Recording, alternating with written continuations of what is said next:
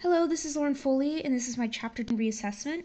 The question states, a bullet of mass 0.12 kilograms traveling horizontally at a speed 150 meters per second embeds itself in a block of mass 3.5 kilograms that is sitting at rest on a nearly frictionless surface.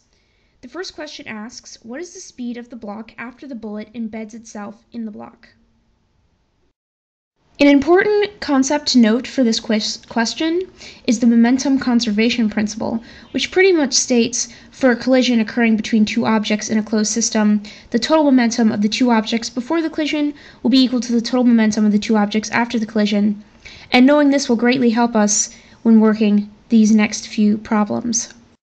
So to find the speed of the block after the bullet bends itself in the block, we take the mass of the bullet times its velocity, so it's 0.12 kilograms times 150 meters per second, and set it equal to 0.12 kilograms, which is the mass of the bullet, plus 3.5 kilograms, which was the mass of the block, times v, because that's what we're trying to find. So that gives us 18 kilograms is equal to 3.62 kilograms times v, and when we work that out, our velocity is 4.97 meters per second.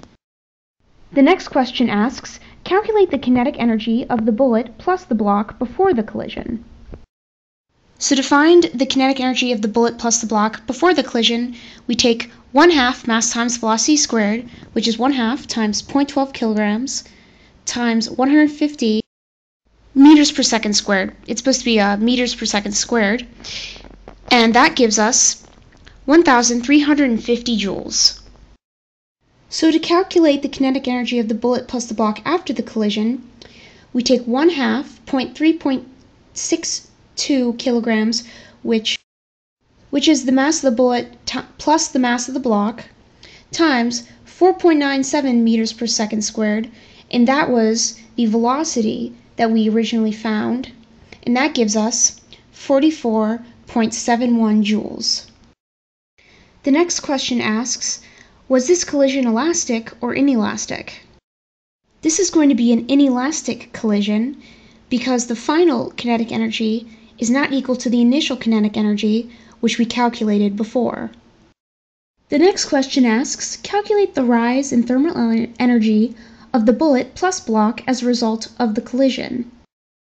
So to calculate the rise in thermal energy of the bullet plus block as a result of the collision, we take the difference in kinetic energy, which is 1,350 joules minus 44.71 joules, and we get 1,305.3 joules.